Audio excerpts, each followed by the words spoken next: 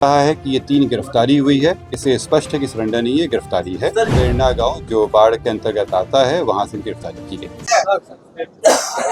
चलिए, आप सब लोगों को मैं आज स्वागत करता हूं। जैसे आप लोगों को जानकारी होगी, जो घटना मोकामा विधानसभा क्षेत्र में हुआ है, उसको जिला प्रशासन और पुलिस ने काफ़ी अति गंभीरता से लिया। गंभीरता से लेते हुए पूरी घटना का छानबीन भी पुलिस द्वारा पुलिसी कार्रवाई के तहत की जा रही है। कांड दर्ज हुआ है और पुलिसी कार्रवाई अलग से चल रही है। हम लोग इस घटना को बहुत ही सीरियसली देख रहे हैं और घटना के बाद काफ़ी हम लोगों ने कार्रवाई की है। आज जो गिरफ्तारी हुई है, इसके संबंध में एसएसपी साहब और केस के संबंध में आपको बताएंगे। आचार संहिता बहुत ही एक मजबूत स्तंभ है पूरा इलेक्शन प्रोसेस में, और इलेक्शन कमीशन का स्पष्ट निर्देश है कि बाई लॉ इलेक्शन होगा तो उसी का अनुपालन 100% करने में हम लोग लगे हुए हैं और कराएंगे भी। कोई भी असामाजिक तत्व किसी भी प्रकार की प्रयास करेगा कानून तोड़ने का, आचार संहिता तोड़ने का, या किसी भी प्रकार की इन्फ्लुएंस करने का कोशिश करेगा तो उनके विरुद्ध कठोरतम कार्रवाई की जाएगी।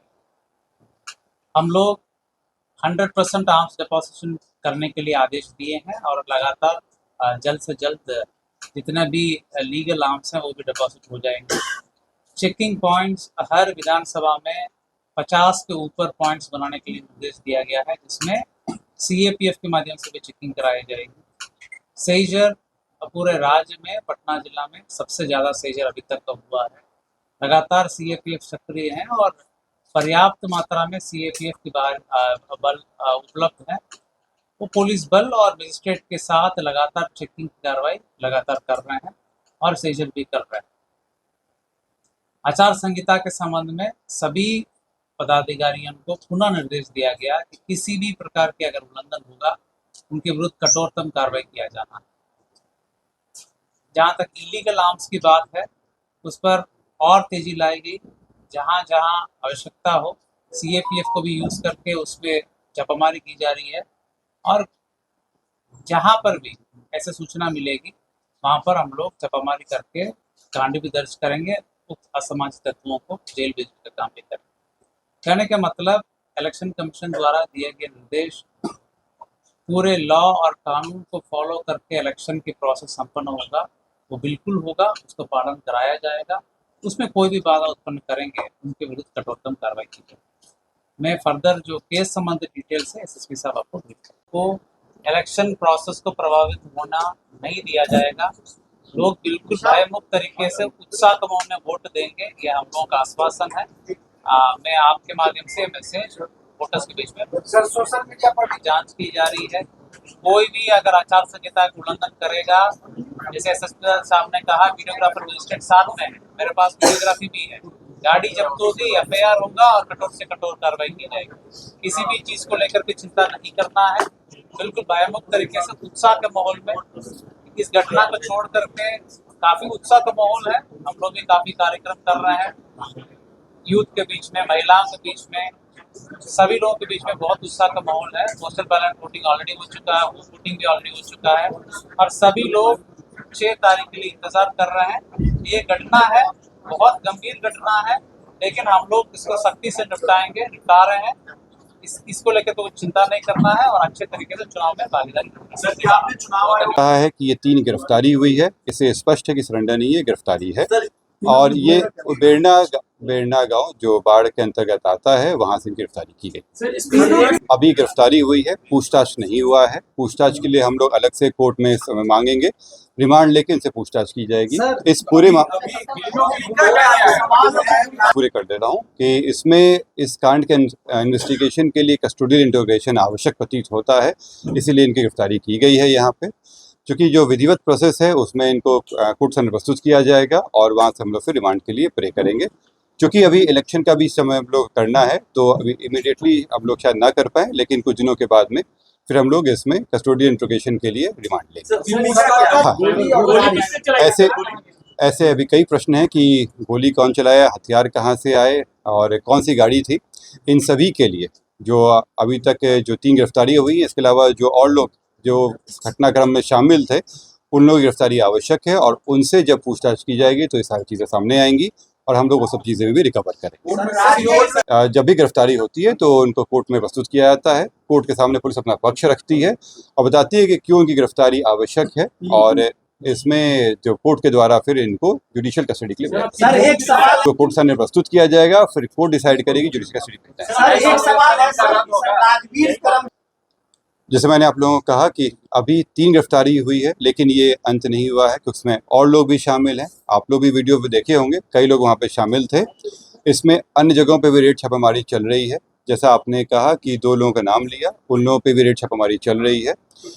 इसमें अभी अनुसंधान जारी है और उन लोगों पे गिरफ्तारी की कोशिश की जा रही है। मुझे उम्मीद है कि जल्दी गिरफ्तारी की जाएगी, नहीं तो जल्दी की जाएगी, और विधि के अनुसार उसमें और भी तरीके हैं करने के। इन सभी चीज़ों करने के बाद इन सब का बीच में जब इंट्रोगेशन होगा तो सारी सच्चाई सामने आ जाएगी। इसमें जो आप लोग बता रहे थे कि क्या भूमिका है, तो मैं बता दूं कि पहला तो जो वहाँ पे लोगों के जो बयान वगैरह लिए गए थे, कांड दर्ज के जो कराया गया था, उसमें प्रमुख रूप से इन लोगों को अभियुक्त बनाया गया था। अनंत सिंह का नाम दिया गया था कि वो आए थे वहाँ पे, उन्हीं के जो काफिला चल रहा था वो उन्हीं के नेतृत्व में चल रहा था, और इन सभी में इनके इसके कारण इसमें गिरफ्तारी आवश्यक है। पुलिस की जांच में क्या मिला तो एफआईआर नहीं, इसमें वैसे मैंने कहा कि केवल आरोप नहीं, आरोप जो है वो केवल एफआईआर का पार्ट है। इसके अलावा वहाँ वीडियो फुटेज भी मिला वहाँ पे, इसके अलावा अन्य घटनाएं भी हुई, और इसके अलावा लोगों के बयान वगैरह भी लिए गए। पोस्टमार्टम रिपोर्ट से भी काफ़ी चीज़ें स्पष्ट हुई हैं। इन सभी चीज़ों के आधार पर किया गया कि चूँकि कल आप लोग अवगत हैं कि कई सारे कार्यक्रम भी हैं और इलेक्शन भी चल रहा है। इसके बीच में हम लोग कोशिश करेंगे कि जल्द से जल्द हम लोग डिमांड लेके इस पर आगे कार्रवाई कर सकें। घंटे का समय लगाने इसका मैं प्रश्न का उत्तर देता हूँ, क्योंकि आप लोग देख रहे थे कि वहाँ पे ये घटना होने के बाद वहाँ पे एनवायरनमेंट जो था वो थोड़ा टेंस हो गया था, और ये आवश्यक था कि जो इस तरह की घटनाएं हुई थी वो और नहीं फैले, और लोगों के बीच में जो टेंशन था उसको डिफ्यूज़ किया जा सके। इसके लिए आवश्यक था कि जो लोग शरारती तत्व थे उन पे पहले कार्रवाई की जाए। इसीलिए कल रात में सभी जगहों पर रेड छापामारी करके कई लोगों को गिरफ्तार किया गया, और तब तक में जो अनुसंधान था वो भी आगे बढ़ा, और अनुसंधान के क्रम में गिरफ्तारी की आवश्यकता प्रतीत हुई। इसीलिए कोशिश किया गया है पूरा इसलिए किया गया ताकि इस चीज़ों में और जो वहाँ पे हिंसा घटना हुई थी उसमें आपस में भिड़त फिर से नहीं हो जाए, वहाँ शांति फिर से कायम हो जाए। जो विधि व्यवस्था है वो अभी पूरी तरह से सही ढंग से चल रही है। कई जगहों पे जो रेड छापामारी हुई है उसका एक अच्छा इफेक्ट पड़ा है, और मुझे पूरी उम्मीद है कि इन सभी कार्रवाई के बाद जो वहाँ पे जो कार्रवाई प्रशासन और पुलिस की कार्रवाई हुई है वहाँ पे चुनाव बहुत ही शांतिपूर्ण ढंग से और विधि व्यवस्था के अंतर्गत किया गया। पहला प्रश्न जो था कि इसमें कोई सीजर हुआ है कि नहीं, तो इस घटना में अभी तक कोई सीजर नहीं है। हम लोग जैसे मैंने बताया कि ये अनुसंधान अभी जारी है। इसके अलावा जो सीआईडी की टीम है वो भी अनुसंधान में है, उनका भी सहयोग हम लोग को प्राप्त होगा। अनुसंधान में कई चीज़ों का कार्य रहता है, वो सारी चीज़ें कराई जा रही हैं। इसमें जल्दी ही बाकी चीज़ों की सीजर कर लिया जाएगा। सर, क्या पीयूष प्रियदर्शी का आप लोगों को इसमें कई कांड दर्ज हुए हैं, दोनों प्रत्याशियों के पक्षों के द्वारा भी केस किया गया है, जिसमें एक दूसरे के ऊपर आरोप भी लगाए हैं। वो जो हत्या का मामला था उसमें इनकी गिरफ्तारी हुई है। जो दूसरे प्रत्याशी हैं उनका भी नाम अलग केस में आया है। अगर कोई एविडेंस वगैरह आएगा तो उन पर भी कार्रवाई की जाएगी। पुलिस जब एफआईआर की थी तो उसमें जो जानकारी प्राप्त हुई थी उसकी वो कॉग्निजेबल ऑफेंस था, उसके तहत उसमें कांड दर्ज किया गया था। उस समय ये जानकारी नहीं थी कि कौन कौन व्यक्ति कौन कौन नहीं है, तो उसमें जब पहले कांड दर्ज किया गया उसमें अज्ञात व्यक्तियों पे कांड दर्ज किया गया, और जब वीडियो फुटेज के आधार पर पहचान करते हुए लोगों की गिरफ्तारियाँ की गई। हर एक चुनाव को इस तरह से लेते हैं कि बड़ी शांतिपूर्ण ढंग से हो। किसी भी असेंबली कंस्टिट्यूंसी में जो इलेक्शन है बहुत ही शांतिपूर्ण ढंग से, जो कानून कहता है उसके तहत वो इलेक्शन हो, और एक हमारी कोशिश रहती है कि उत्सव का माहौल रहे। इन सभी चीज़ों के लिए कई तरह के कार्य किए जाते हैं ताकि लोगों में कॉन्फिडेंस भी रहे, और ये आप लोग देख रहे होंगे कि पिछले कई दिनों से ये कार्य चल ही रहा था, और उसी के तहत मोकामा पे भी हमारी विशेष नज़र थी, और इसीलिए वहाँ पे ज़्यादा संख्या में सीएपीएफ पर डाला गया था। और मुझे अभी जो सारी कार्रवाई की गई है और अभी जो पुलिस कार्रवाई चलती रहेगी, इससे वहाँ पे शांति व्यवस्था बनी रहेगी। यहाँ पे कई अब टीम बना के किया जा रहा है। आज चेकिंग वगैरह भी हुआ था, प्रत्याशियों की गाड़ियों को भी चेक किया जा रहा है। साथ ही मैं आप लोगों को अवगत भी करा दूं कि जो वहाँ पे सभी प्रत्याशी जो तीनों प्रत्याशी हैं तीनों पार्टी के, उनके साथ में जब भी वो प्रचार प्रसार के लिए निकलते हैं उनके साथ मजिस्ट्रेट, पुलिस बल और वीडियोग्राफी साथ में रखा जा रहा है ताकि उनकी गतिविधियों पर नज़र रखी जा सके। ये वो क्या एक्टिविटी कर रहे हैं और संवेदनशीलता को देखते हुए जो तीनों पार्टी के प्रत्याशी हैं उन तीनों के साथ रखा गया है। जो जब भी वो प्रचार के लिए निकलते हैं उनके साथ में वो ये टीम रहेगी। ये कार्य हम लोग अन्य असेंबली कंस्टिट्यूंसी में भी करेंगे। नहीं, अभी इस स्टेज में ऐसा कोई इस इलेक्शन के इस स्टेज में ऐसा कोई प्रश्न नहीं है, क्योंकि अभी तो इन्वेस्टिगेशन और जो शुरुआती बयान आए थे और जो वीडियो फुटेज आए थे उसमें भी जो सामंजस्य है वो नहीं हो पा रहा था जो लोगों के बयान से। वो वीडियो फुटेज को जो हम लोग प्रोसेस किए हैं उसके बेसिस पे कई जानकारी हम लोग को प्राप्त हुई, इसलिए मैंने कहा कि जो एफआईआर के अलावा जो इन्वेस्टिगेशन आया है उसके तहत कार्रवाई की गई है। जो आप कह रहे हैं वीडियो फुटेज के बारे में, मैं बात पूरी कर लूँ, मैं बात पूरी कर लूँ।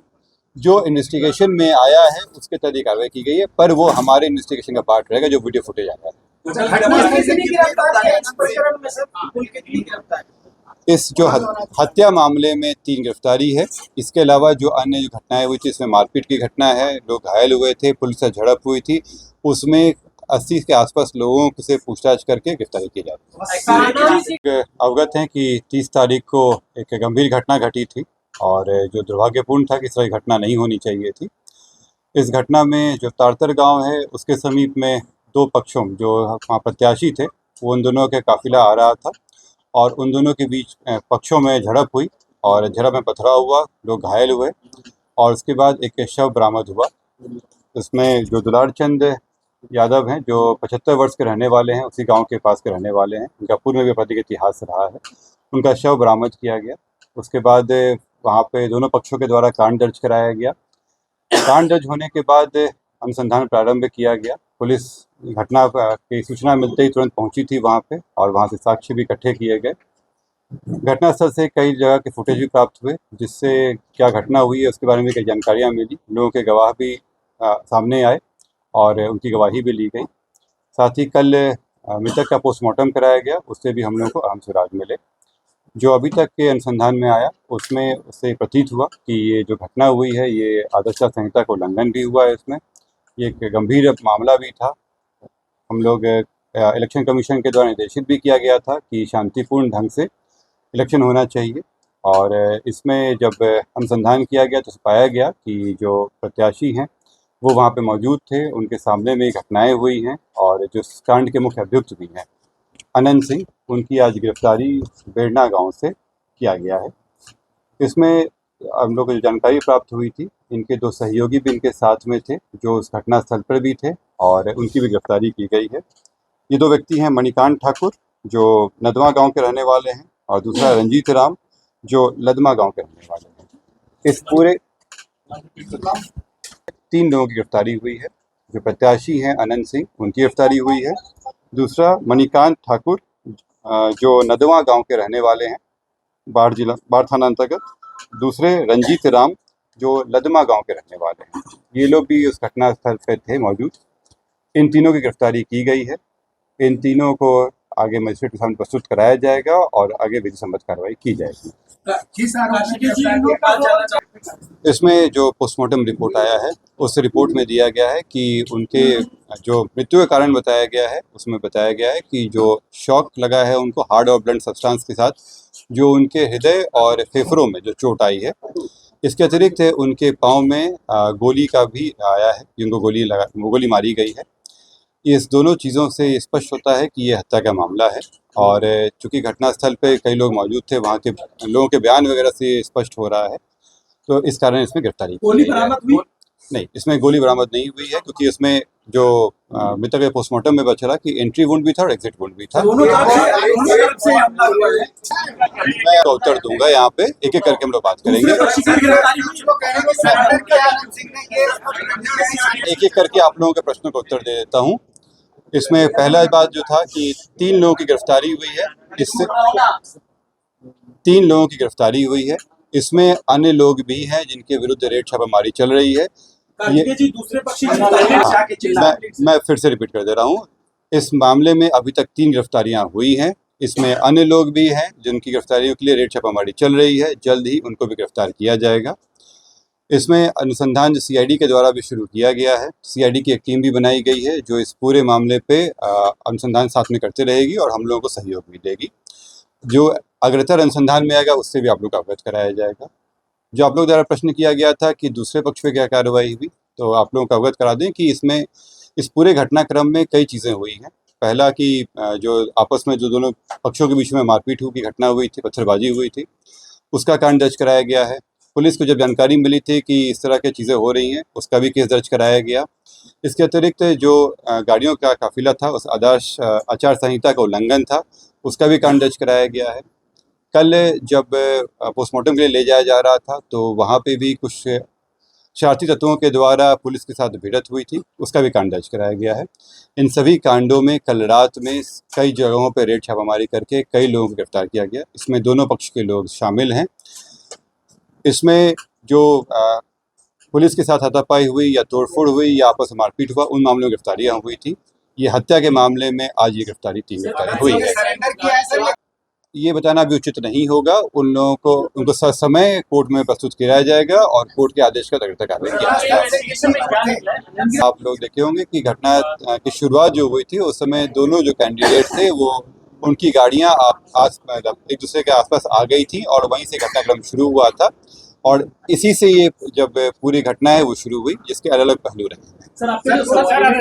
करीब आज 12 बजे मतलब आज का दिन आने के बाद गिरफ्तारी हुई है। क्या बोले? देखिए, इसमें आदर्श आचार संहिता बनाए रखना हम सभी की जिम्मेवारी है। वहाँ पे पुलिस प्रशासन इसमें लगी हुई भी है।